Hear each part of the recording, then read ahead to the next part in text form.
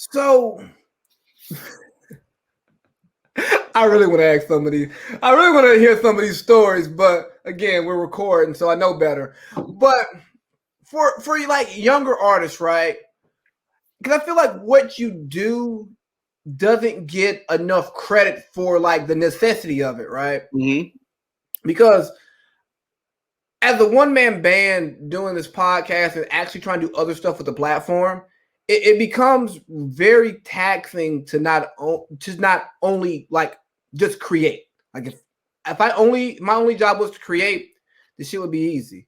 But you know, I gotta do my social media, gotta make my YouTube, gotta do all the other stuff, gotta book a guest and all that stuff. And don't get me wrong, it's fun, but sometimes you just wish you could focus on the other stuff. Mm-hmm.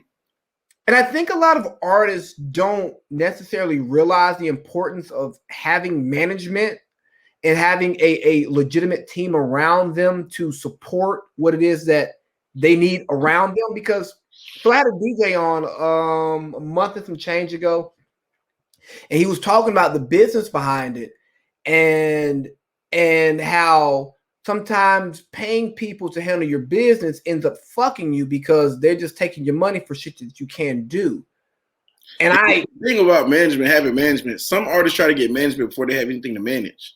Like you got to have something to manage for somebody to take money. Like I've worked with artists before where they didn't generate a fucking dollar, but it's like you got to know what there's different levels to. There's really levels to management and artistry. Like some artists are very successful with their brand. Some artists are successful with their streams. Like you just got to know how to and when to collect money in situations. Like, I mean, everybody doesn't need a manager because everybody doesn't have something to manage. Like I can't manage zero.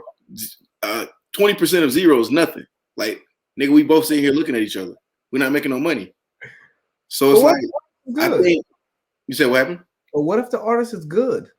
Even with being a good artist, bro, I had to tell somebody this the other day. Like, it don't matter. Like, making good music does not matter. Like, that's only like 30% of the battle.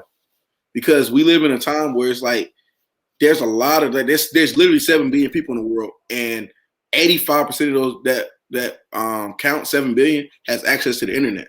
So it doesn't matter that you're a good artist. There's out of the 6.9 billion people, I'm pretty sure 6 billion people, I'm pretty sure there's about 4 billion people that are really, really good. But out of those 4 billion people that are really, really good, there are like maybe 300 million that actually know how to do marketing.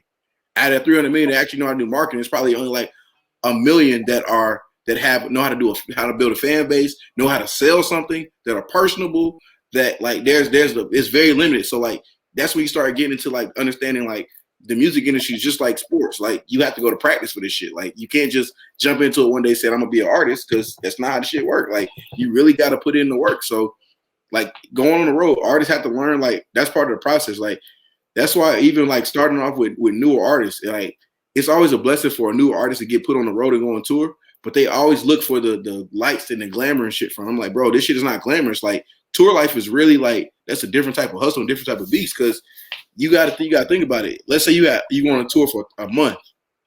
You gotta know how to pack for a month.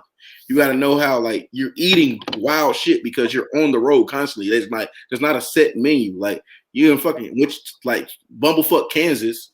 You don't know what the fuck to eat in Bumblefuck, Kansas. You gotta just go with what you got. So you gotta be able to fine tune yourself. You gotta know that when you go to a show, you can't get fucked up every night because you gotta get in the car and drive, or you gotta be able to perform the next day. Like you can't have a hangover every day. Your fans got to meet you. Like it's a first time impression for a fan. So like if you meet them and you just had the shittiest night ever because you got a hangover, and now today you don't want to be bothered, bro. This person in fucking Iowa don't give a fuck. This their first time meeting you, and they're a fan. So you got to show them like it's a business. Like you got to show up and be ready to perform at your highest potential. So like a lot of artists start to skip those steps and are like they're looking for, oh, treat me like a star, treat me like a star. You're like, no, you can get treated like a star, but in being treated like a star, you also have to be act like a professional, because it's professional music. Like this is the business. So a lot of artists are like they want to get paid the big dollars, but getting paid the big dollars, you got to sacrifice a lot to get them to get that money.